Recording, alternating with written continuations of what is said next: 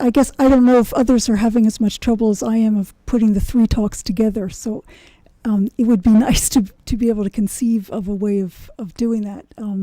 But in the absence of that, and perhaps others will come up with ideas in the meantime, I wanted to ask Jim, if I might, to pursue your theme a bit more. You mentioned Peter the Venerable, but you could have easily gone back to St. Augustine, because he is really the one in the Christian tradition who is the one who consolidates this notion of the Jew as a witness who needs to be continued, because he testifies to the truth of Christianity, and at the same time, given the contempt doctrine that you mentioned of deicide and so forth, that he needs to be and visibly is living in a degraded condition, and therefore needs to be maintained in that degraded condition as a continuing witness to the truth, that the Jew gives access to the primary texts, as it were, without understanding them, and yet at the same time is necessary to sort of keep that testimony alive. And so Augustine has, as a result, been arguably seen as someone who thus protects Jews, because he stresses the importance of, you're not supposed to go out and kill them, they will convert in the fullness of time. And at the same time, obviously becomes a kind of center for what also is harmful, punitive, and so forth. So that that whole tradition is one that is both hospitable and hostile at the same time, depending on which side of it you want to bring out. The other part of my question, I guess, is that you separated the racial anti-Semitic theories of Nazism that starts with various scientific theories of the 19th and 20th century. But that also can be seen within the anti-Judaism tradition in Spain, the contamination of the conversos and so forth. So I guess if I try to give that a question form, which seems only fair, why be fair? What do we do with that, essentially? I mean, I don't think there's anybody sitting here in this room who would agree with any of the negative representations of Jews at some level, of at least of their thinking. And yet at the same time, those are representations so incredibly grounded within Western tradition, and which I think gets played out these days in Israel in all sorts of ways. Where do we move from there? It's not enough to sort of recognize the horror. It's how do we recognize what we can do with it? I did not mean to distinguish radically the anti-Semitism of modern racism from the anti-Judaism, because I think that has been one of the ways to misunderstand what the force is that we're trying to deal with. That they're complicit, and they interpenetrate in ways that our normal modes of understanding haven't adequately treated, it seems to me. But where we go from here, I mean, I'm involved now in all sorts of activities trying to answer that in terms of Jewish-Christian dialogue and how we can imagine this relationship in a way that negates what had been the relationship. And because, as you pointed out, in terms of Augustine theologian, we could talk about all sorts of other people.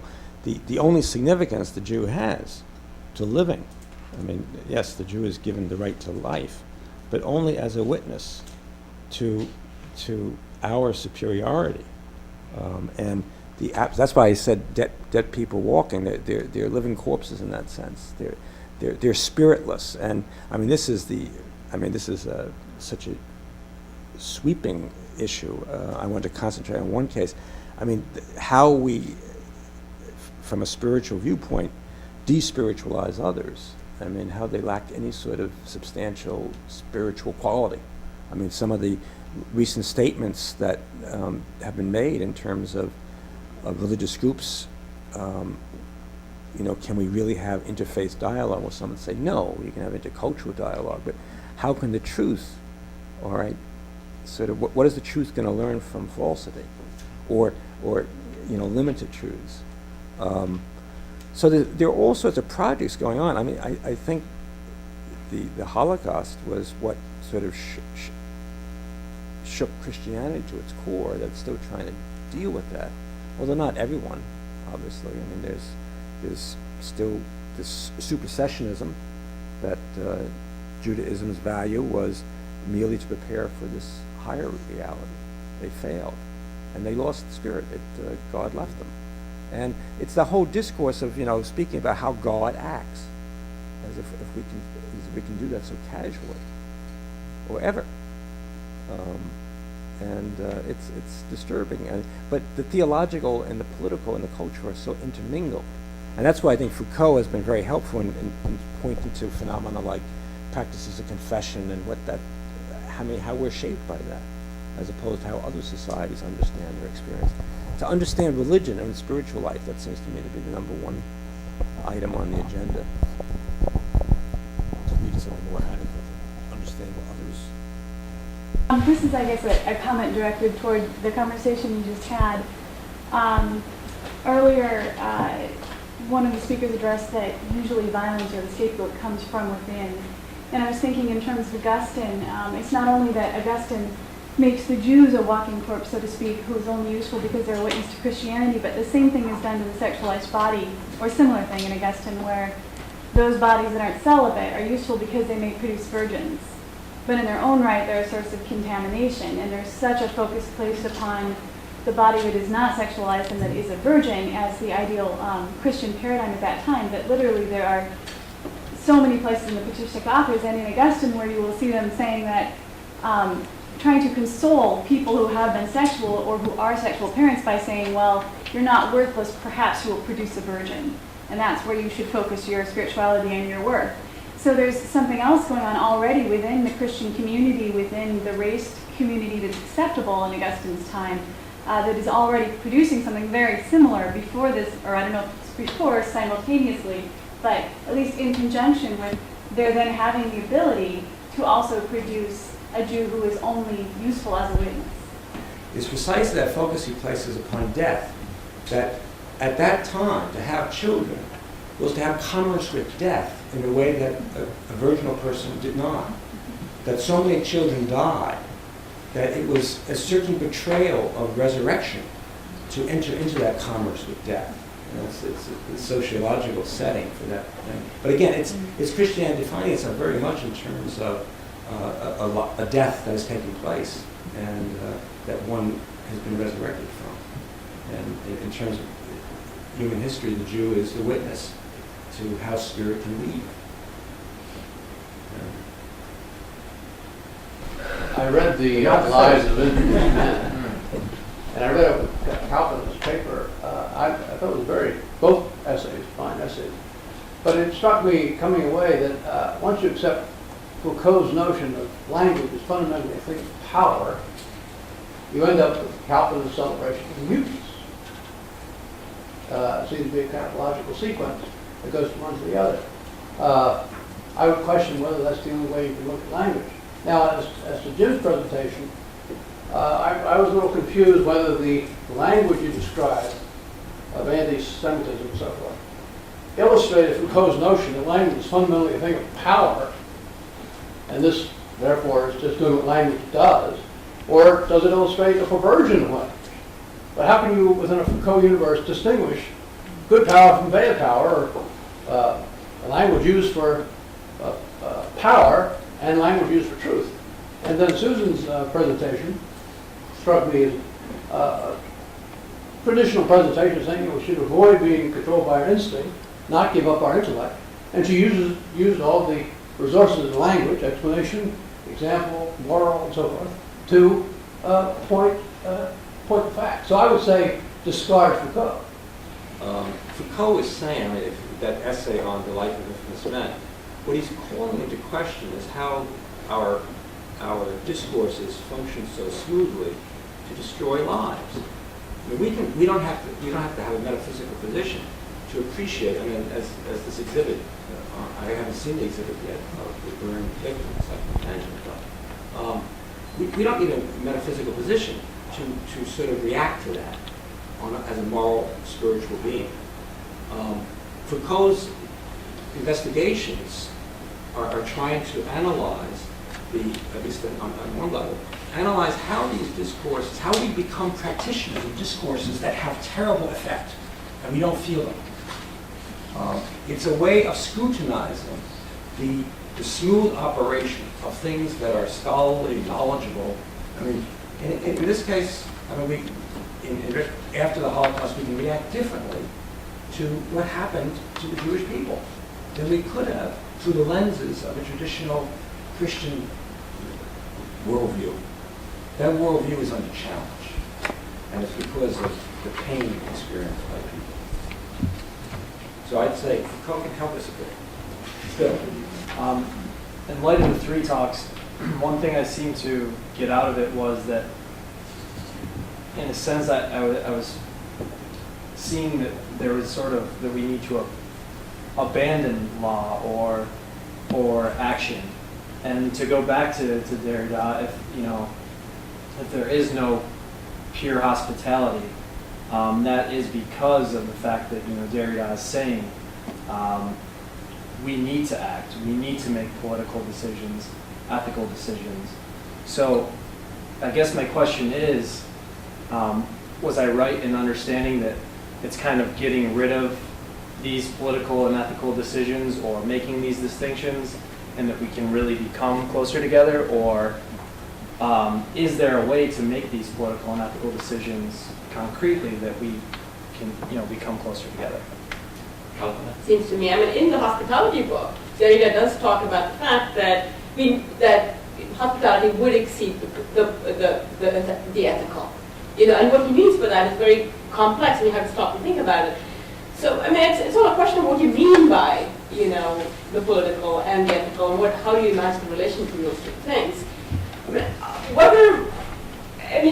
I don't know if, whether the question is directed at Derrida's book on hospitality, or whether you want me to answer the question on how we can sort of, come together. But, yeah, I mean... I guess the question is, it seems to be one way or the other.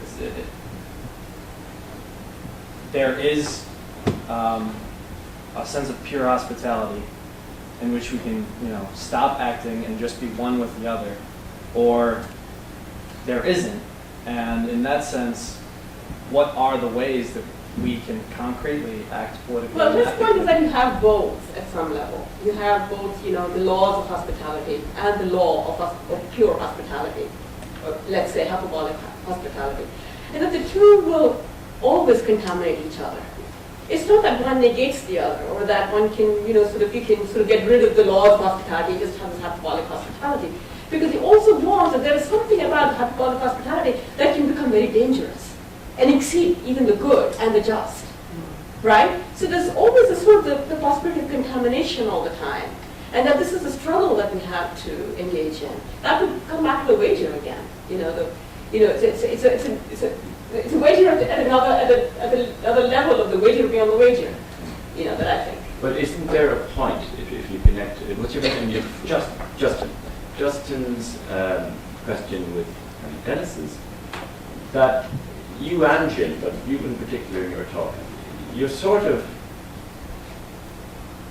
pushing beyond the limits of the language and laws of hospitality with Derrida on your back, towards a certain kind of silence, whatever, muteness was the term Dennis used, as if silence is perhaps a better landing site for the stranger to be hospitably received than language and law. And that seems to be a sort of preference. Not that we need silence, we need language, but that somehow it gets us somewhere that might be more open. You're not asking the question, right? And that was for Derrida's. What does it mean when you don't ask question of the stranger. And actually, I mean, just for a minute, I just want to sort of, take up Frankenstein, Mary Shelley's Frankenstein for a minute. There is, I think, a really incredible moment of that kind of hospitality in that novel. And that is when, the monster arrives at DeLacy's house, and Don DeLacy doesn't see him. And he says, I am a stranger. The monster says, I am a stranger. DeLacy says, come, warm yourself by the fire. That's what he says. He doesn't say, where are you from? Who are you? What is your name? Nothing. Come, warm yourself by the fire. Right, because he's blind, he doesn't see him. And that, I think, is a really... But he says something. He does speak. Both. Frankenstein. Yes. And Right. So coming back to the question of silence and muteness, I think what Derrida is gesturing at, and what I think the potential in both Foucault as well as in Agamben, is the idea that silence at some level is the point at which you begin. Silence, rigorously understood as not just taciturnity, not just sort of refraining from speaking, but silence as a certain kind of a possibility of stopping the law. And listening. Yeah, and listening, right? So you stop the law. That's what silence does. So that in that stopping of the law, there's a certain kind of an opening that occurs. And then, what language do we speak there? We do not know. But again, I want to come back to Foucault, because I think, he's got that wonderful interview in Minimalist Self, where he speaks about the importance of silence for, that he has always sort of, that he has always sort of accorded to it. In relation to this friendship that he has with this person whose name I've forgotten now, a film director, who came to visit him. And Foucault says, they had a lot in common, but they had nothing to say. They realized, they spent the entire day in complete silence. And he said for him, his entire work on discourse and statements and the archaeology on, etc., everything has to do with being able to sort of come to terms with the fact that he lived in this really bourgeois world where he always had to talk, to converse, to speak. And that was just so boring to him, he says. Right? And that's really that's the kernel of why Foucault's doing what he's doing. It's like, how do we uncouple the law from language? And how do we uncouple language from power and law? What happens when these things get separated? What is power then without law? What is power, with language without law? These are the big So questions silence would be to that grapple with. moment of time that you talk about at the end, another kind of time that's not clock time, that suspends time and law and language momentarily. That's It's not right. a permanent condition, That's but right. momentarily so as to allow something to happen, That's right. That's right. including the possibility of hospitality. Yeah. And did you hear the time that remains when I was mentioning that? I hope you did, because I know you've written about the time that remains. And I think that extra minute is that messianic time, the possibility of messianic time. And messianic time, one doesn't have to be, Christian or Hindu or Buddhist or Muslim or anything. One comes together as singularities there, because we've risked everything. One no longer remembers those sorts of things. It's that extra minute. And if we can, but it only happens after we've shut the door that we realize we have that extra minute. That's the tragedy and the pain, the weight of being on the wager that we always have to deal with, I think. And maybe it's got something to do with Benjamin's point when he says that we should treat each moment, or we can treat each moment, as a portal through which the Messiah may enter. That's Sort of right. a messianic Exactly. Exactly. It's that moment that interrupts time and the continuum of history That's right. that allows something to happen. Susan. The silence that you're talking about is the silence of engagement, so that when it's not the silence that we think of usually as silence is very negative. It's a negation of entering into encounter. But the silence, when you actually listen, and most of us don't listen, that's the reality. I mean, if we actually listen to what we said or others said to us, there would be a lot more deaths or a lot more solutions. Because when we say silence, people automatically presume, oh, you're not saying anything because you are disinterested, you don't care, and yet really listening is a skill that we rarely employ. Yes, Peter and... Can I just say one thing to Dennis? Are you aware of Bill's paper on silence? It's one of the most important papers, I think, that Bill? might answer I mean, the Professor Richardson's paper on silence, the collection psychoanalysis and after. You can ask him. Yeah, that's right. Well, but I will email the reference to you. I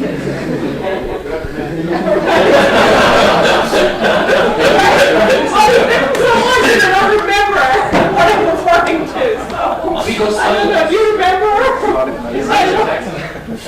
This very important article that Well, the article was a long story that will take time to explain now. silence always has I stories. do have, though, a question that is served by that article, if I remember. You talk about silence as if that were not a form of language. And I don't understand that. Because language is something, a process, a moment, I call it this, I don't know, but a moment that lets what is appear. And that letting appear, that's language. And silence is a way of letting appear. And secondly, I don't understand. Well, I would agree. You don't think I would agree with that? Or is there something in my paper that seems to contradict that? Well, yes, contradict. No, there's my own puzzlement about what you mean by silence. As if it were in somehow in opposition to language. And I don't understand, but that may well be and surely is, my own misperception of what you mean by silence. I just have another question, though, apropos of that same question, that same point. What is the distinction you're making between language and law? Is it somehow they had to be disconnected? And what is law that you're talking about? Whether in capital letters, or minor letters, whether hyperbolic or non-hyperbolic. What is law? What do you mean by law? And how does that differ from language? If language is letting something appear, then it would seem that law means that which appears. And so I don't understand those fundamental distinctions in your paper, which I admire deeply.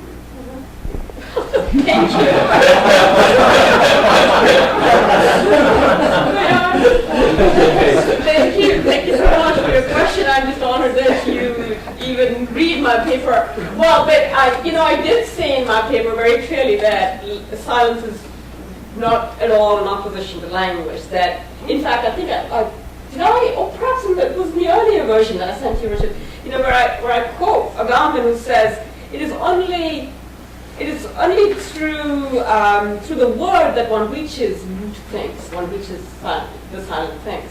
So, that's it would be impossible to oppose silence in language. Silence is something that is what makes language itself appear as the happening of language. But as for the large question about what law is and how do you uncouple law from language, that is the enormous project, I think, that at some level I see Agamben, at least Agamben's work, sort of, pushing us towards thinking. And I think it's there, the kernel of it is there in Foucault, in the archaeology of knowledge, and that, how one does that? Well, for Agamben, I think he does it through his theory of potentiality, and this would take too long to sort of go into this, and, yeah. But I'm hoping, I would love to have this conversation with you and perhaps, sort of see if I'm going in the right direction. But I think it's a very, very sort of this is the question, this is the very question, that one has to deal with. And I hope that's what I'm trying to do in my book, is to sort of work this out, is the relation between law and language. What law is, I think we necessarily have to see, when we talk about law in the relation to language, we necessarily have to talk about it as political, juridical, religious, whatever. I mean, the relation between those become very complex. It's not a question of collapsing them all, but the law as such is something we deal with as that which, shall we say, moves force, which makes force happen, what power is. Okay, I think we should suspend it there for now because there's Yeah. a couple more questions coming in. Jim, did you want to say something before I let Peter and Robert in? Yeah, just a quick footnote to this. In terms of Foucault and silence, I was on a panel a few years ago, and Foucault's notion of silence came under attack. And it was misunderstanding. I pointed out the misunderstanding. But after this woman who was on the panel, Rocky, she came up to me and she said, if you grew up in Iraq as a woman, you would understand the silence imposed. You wouldn't take that as a neutral quality. And she was talking about her own upbringing in that society. So there are ways to talk about the silence that's imposed, the silence that negates you. This was her. But Jim, that's precisely it. I mean, I think it's very important to sort of be very rigorous about what one means by silence. You know, and I do that work. Believe me, please. To talk about silence as resisting law, precisely because of the multifarious ways in which the law imposes silence. Okay, I mean those little tiny aperçus of discourse that we get by Foucault. Okay, so that somehow, elides the fact that what happens as a result of these little moments of discourse is that the victims are silenced completely by incarceration. Okay. And I mean, in relation to Derrida's notion of absolute hospitality, I mean, it seems to me the problem there is that what we're being asked to do, expected to do, is to suspend language because apparently language that we address to the stranger necessarily co-opts, it reduces, it totalizes, or something like this. Okay, but I mean, it seems to me this is a rather impoverished idea of language, of human discourse, of the question that one might be able to address a stranger, as a welcoming question. I mean, it seems to me that to suggest that silence is necessarily this way of maintaining the stranger and his strangeness, as it were, seems a little risky to me. I think the problem, I think it's a very important question, and I think it's absolutely a question that should be asked, and invariably going to be asked. But the thing is, we can't have this discussion if we don't, first of all, do the work on what silence means. Silence is not a word that you and I agree means the same thing. Okay, and I think what silence means, I don't think we've given very much thought to silence. So we would have to be very careful in distinguishing silence from the right to remain silent that the law gives one, right? From taciturnity, from defiance, from silencing that the law itself imposes upon someone or power might impose, okay? The silencing that happens, for instance, in the kind of, the story that I tell, or recount from Chestnut, Charles Chestnut's tale, The Dumb Witness, etc. I think you would have to sort of distinguish all of these forms of silence, or for that matter, the kind of, that's why, I think it's very important to be careful about what we mean by silence before we can begin to sort of, debate this issue. Wendy Brown has a good, I think, way of sort of, of taking up that question, and that, in that article that she has on silence and confessional discourses of feminism, that I cite in the so that would be my response to you, is that first you have to do the work in silence before we can argue that. At the very least, there are hostile and hospitable modes of silence. That's right, absolutely. Which need to be distinguished. Robert, do you want to? Sure. Is to what extent all of this revolves around kind of comparative concepts of humanity and inhumanity, and how, I think Professor McAlshik, you referenced the idea that these survivors of burns are ghosts, and I understand. I understand the imagery and the kind of poetic license there, but they're abundantly human, is the reality.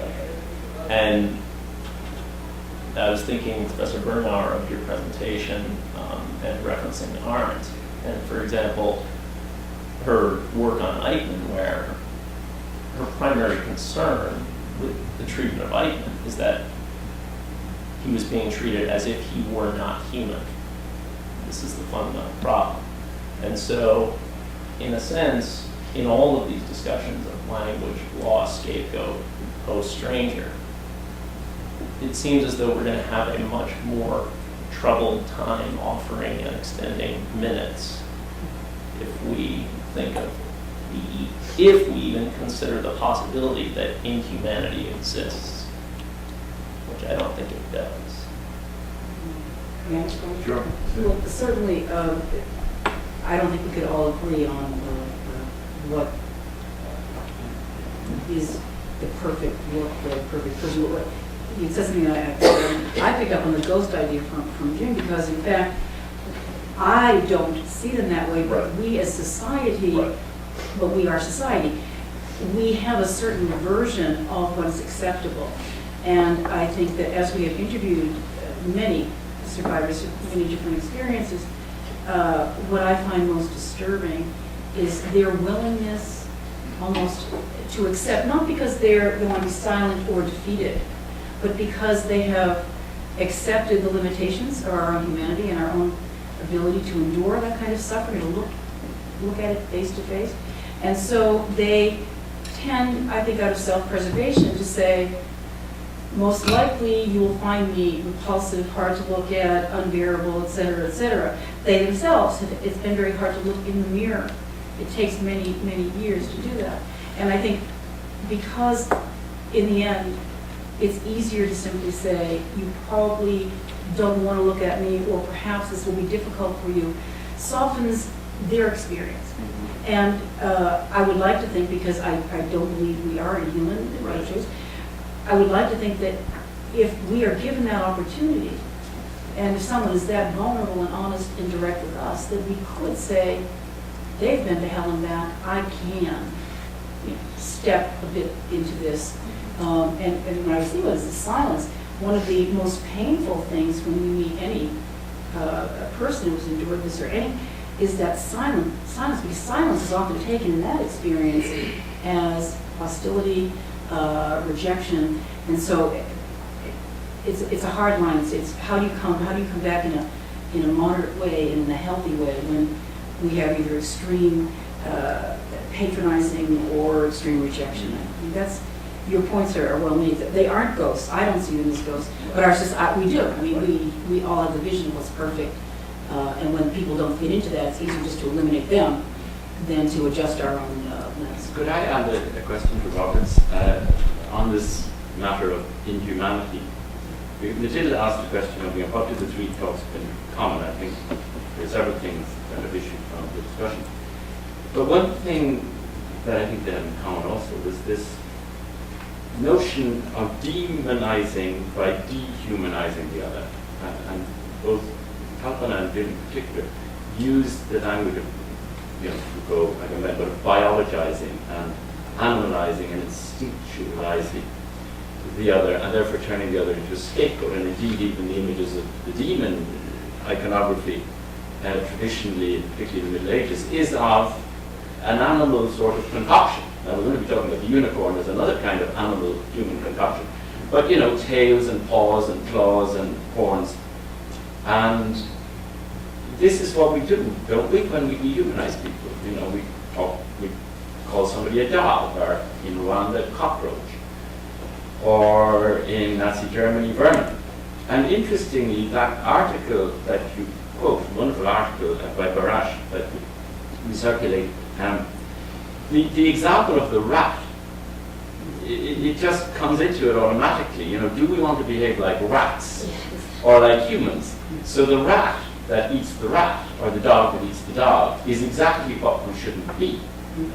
And yet, there is this question, isn't there? Well, what does the snake or the rat or the cockroach or the vermin represent, such that we recoil in horror and say, that's not what we want? And maybe it is the biological, the animal, the instinctual, the sexual, the unconscious things that we want to keep at bay, and that are themselves a mode of stranger. And I think this is a kind of a silly anecdote, but a friend of Anne Davenport, who's not here tonight, but we'll be talking about the unicorn shortly in 2 weeks' time. She had a friend who I met once, a scientist, who decided, he was terrified of rats, and he decided as an experiment for himself, a human experiment, that he would actually bring a rat into his bedroom. And within months, the rat was getting into his bed in the morning, and licking his jugular to wake him up. And they became best friends, and he didn't go anywhere without his rat. Which is neither here nor there, but to say that, the worst, the worst kind of fear that you may have, like Winston Smith in 1984, this was the scientist, Anne Davenport remind us of his name. But I said to him, that's not true. You a rat that comes in and licks your jugular to wake you up in the morning? And he said, yes.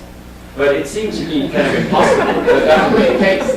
And yet, the most despised of creatures can actually, that usually, their attributes are used to demonize, may actually be strangers that we need to be hospitable to. And Derrida makes that point, of all those who knock at the door, we don't know whether it's human, angelic, monstrous, or animal. And Dorothy Cross, who will be talking on April the 1st, on Strangers from the Deep, is somebody who has, through her artworks, befriended, the most poisonous and hostile of creatures, sharks, killer whales. You'll see her swimming naked with the killer jellyfish down in Australia.